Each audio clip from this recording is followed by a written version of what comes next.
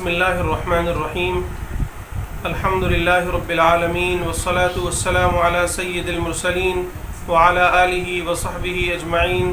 قال اللہ تبارک وتعالی اعوذ باللہ من الشیطان الرجیم. بسم اللہ الرحمن الرحیم. یا ایہا الذین آمنوا کتب علیکم الصیام کما کتب علی الذین من قبلکم لعلکم تتقون.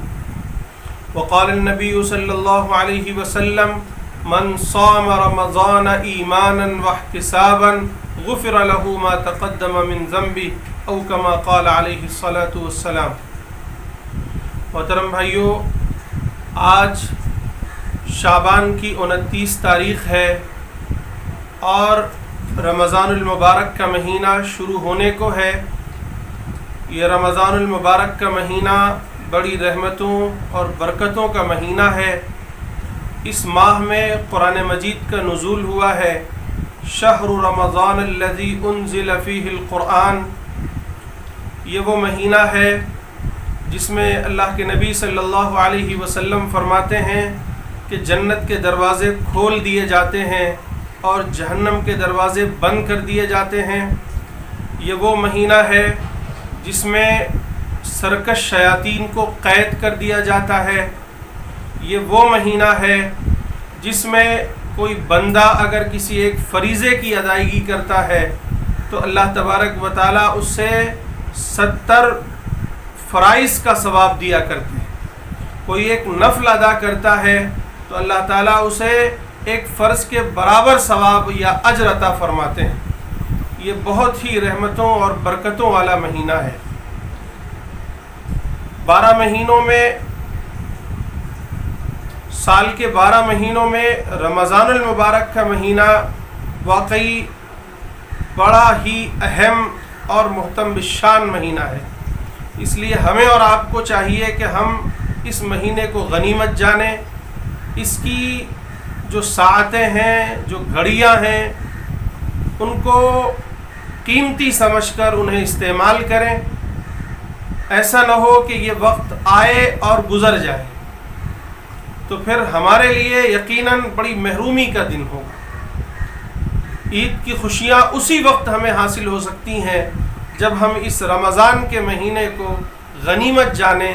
اس کی رحمتوں سے، خدا کی مغفرت سے، خدا کی طرف سے جو نوازشیں ہیں، جو رحمت کی بارشیں برس رہی ہیں، اس سے ہم فائدہ اٹھائیں. پھر یہ آگے جا کر جب یہ مہینہ ختم ہوگا تو عید کی خوشیاں ہمیں نصیب ہوں گی. اب ہمیں آئیے دیکھتے ہیں کہ ہمیں اس رمضان کے مہینے میں کیا کیا کرنا ہے. سب سے پہلی بات جو ہمیں آج ہی ذرا توجہ کے ساتھ اپنے آپ کا محاسبہ کرتے ہوئے شروع کرنا ہے، وہ یہ ہے کہ ہم رمضان المبارک کا استقبال کریں خوش دلی کے ساتھ، وسعت قلبی کے ساتھ. ایسا نہ ہو کہ دل پر بوجھ ہو، ذہن پر بوجھ ہو کہ یہ ایک بڑا مشکل کام آ رہا ہے، روزے رکھنے پڑیں گے، قیام اللیل کرنا پڑے گا. نہیں، بلکہ وسعت قلبی کے ساتھ، خوشی کے ساتھ ہم اس کا استقبال کریں اور یہ اپنے اندر یہ محسوس کریں کہ یہ خدا کی نوازش ہے، خدا کی رحمت ہے، خدا کی برکتیں ہیں جن کا نزول ہونے جا رہا ہے. دوسری بات، اللہ کے نبی صلی اللہ علیہ وسلم نے فرمایا من صام رمضان ایمانا واحتسابا غفر له ما تقدم من ذنبه. جس نے رمضان المبارک کے مہینے میں روزے رکھے ایمان و احتساب کے ساتھ، اس کے تمام پچھلے گناہ معاف ہو جائیں گے. تو روزے اگر ہم ایمان و احتساب کے ساتھ رکھتے ہیں تو انشاءاللہ ہمارے گناہ بھی معاف ہوں گے. لیکن آج ہمیں سب سے پہلے یہ کرنا ہے، چونکہ توبہ کے بغیر کبیرہ گناہ معاف نہیں ہوتے، اس لیے ہمیں آج ہی بیٹھ کر اللہ کے حضور توبہ کرنا ہے کہ پروردگار، زندگی جیسے بھی گزری میں اس سے توبہ کرتا ہوں. جو گناہ ہوئے، جو نافرمانیاں ہوئی، جو غفلت رہی، اس سے ہم توبہ کرتے ہیں. تو دوسرا کام ہمیں کرنا ہے کہ اللہ سے آج ہی منا لیں، اللہ سے توبہ کر لیں، اپنے گناہوں کو بخشوا لیں. تیسرا اہم کام یہ کرنا ہے کہ اللہ تبارک و تعالیٰ فرماتے ہیں یا ایھا الذین آمنوا کتب علیکم الصیام کما کتب علی الذین من قبلکم لعلکم تتقون، اے ایمان والو تم پر روزے فرض کیے گئے ہیں جس طرح پہلے لوگوں پر فرض کیے گئے تھے۔ کیوں فرض ہے؟ لعلکم تتقون، تاکہ تمہارے اندر تقوی پیدا ہو جائے، خدا کا خوف، خدا کا ڈر پیدا ہو جائے۔ تو تیسرا کام اور جو سب سے اہم کام ہے اس ماہ میں وہ ہے روزہ رکھنا۔ روزہ کیا ہے؟ انسان صبح صادق سے غروب آفتاب تک کھانے سے، پینے سے اور ہر طرح کی شہوت سے، برائیوں سے بچا رہے، اسے روزہ کہتے ہیں۔ اس روزے کا مقصد کیا ہے آج ہی سمجھ لیں، تاکہ جب انسان کوئی منزل، کوئی سفر شروع کرتا ہے اور اسے یہ معلوم ہو کہ مجھے جانا کہاں ہے، اس سفر کا مقصد کیا ہے، اس سفر کی منزل کیا ہے، تو ظاہر ہے کہ اس کے لیے منزل آسان ہو جاتی ہے اور مقصد کا حصول آسان ہو جاتا ہے۔ تو اس روزے کا مقصد ہے تقوی کا حصول، اس روزے کا مقصد ہے تقوی کا حصول۔ اگر ہم روزہ رکھیں اور ہمارے اندر تقوی پیدا نہ ہو تو پھر یاد رکھیے اس روزے کا مقصد حاصل نہیں ہوا۔ اس لیے آج ہی سے ہمیں اس عہد کے ساتھ، اس عزم و استقلال کے ساتھ روزہ رکھنا ہے کہ مجھے تقوی حاصل کرنا ہے۔ تقوی کیا ہے؟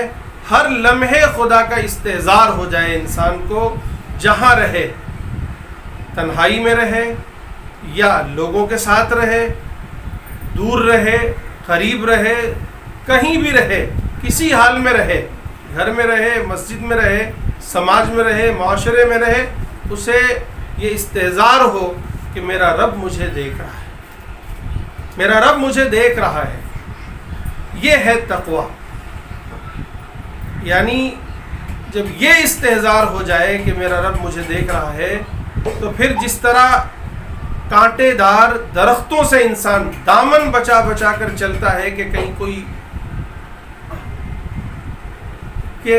کوئی کانٹا نہ چبھ جائے، اسی طرح اس دنیا میں انسان اس طرح دامن بچا کر اپنی زندگی گزارے کہ کہیں مجھے کوئی نافرمانی نہ ہو جائے، کہ کہیں مجھ سے کوئی نافرمانی نہ ہو جائے، کہیں خدا کی ناراضگی نہ مول لوں، کہیں کوئی گناہ نہ ہو جائے، کوئی غلط کام مجھ سے نہ ہو جائے۔ اس استحضار کے ساتھ روزے کو رکھنا اور یہ اپنے اندر اسپرٹ پیدا کرنا، یہ روزے کا مقصد ہے۔ اس کے بعد دوسری چیز ہے قیام اللیل، جسے ہم تراویح کے نام سے جانتے ہیں۔ افسوس یہ ہے کہ اس بار لاک ڈاؤن کی وجہ سے، کرونا وائرس کی وجہ سے ہم مساجد میں تراویح شاید کہ نہ پڑھ سکیں۔ اس لیے ہمیں اور آپ کو چاہیے کہ ہم اپنے اپنے گھروں کو تراویح گاہ بنا لیں، مصلی بنا لیں، اپنے گھر والوں کو لے کر، اپنی بیویوں کو لے کر، اپنی بہنوں، ماؤں اور اپنے بچوں کو لے کر، اپنے بھائیوں کو لے کر وہیں گھر میں ہی جماعت بنائیں اور تراویح پڑھیں۔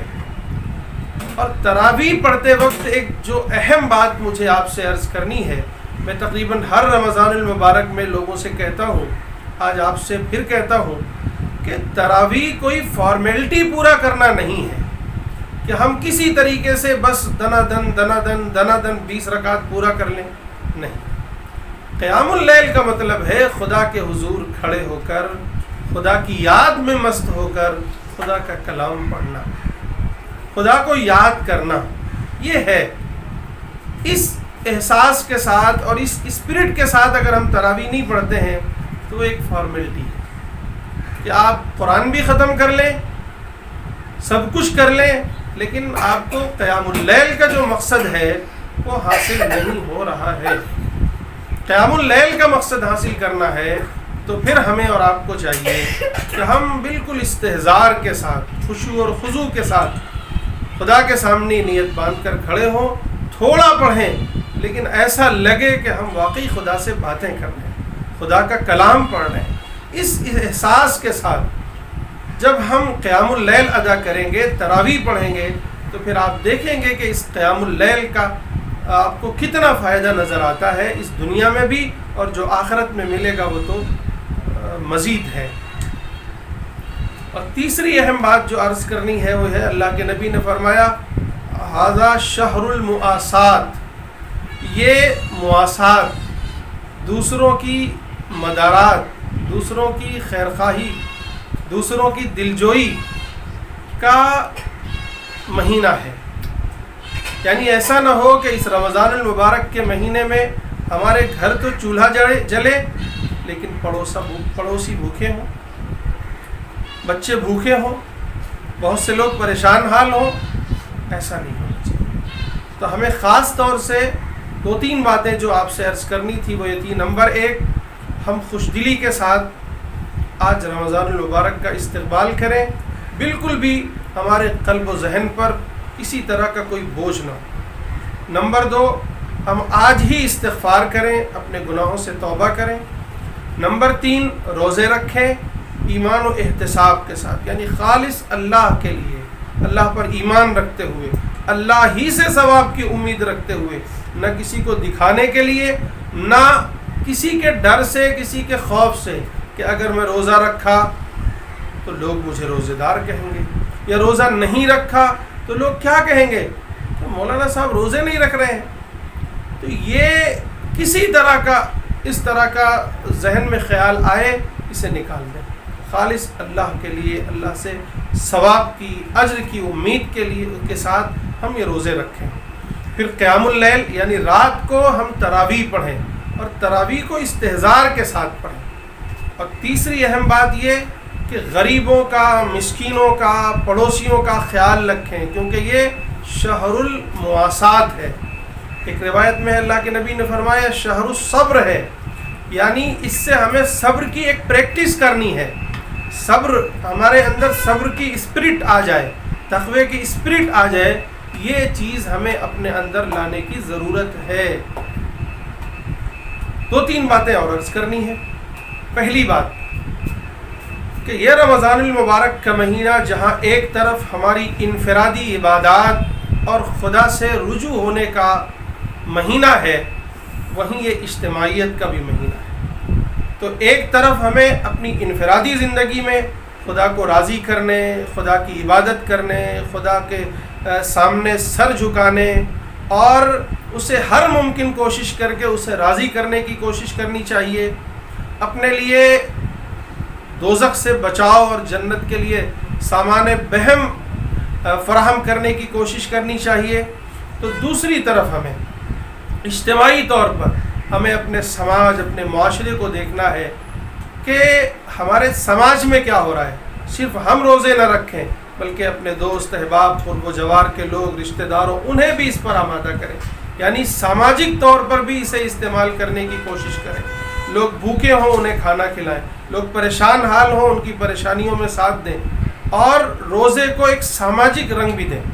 تیسری اہم بات یہ ہے کہ ایک مومن سے صرف یہ تقاضا نہیں ہے کہ وہ اللہ کی عبادت کرے، حجرے میں بند ہو جائے، صرف اللہ کی عبادت کرتا ہے، نہیں، ایک مومن سے یہ تقاضا ہے کہ وہ آگے بڑھے اور اللہ کے دین کی سربلندی کے لیے، اس کی دعوت کے لیے، اس کی تبلیغ کے لیے بھی کوشش کرے۔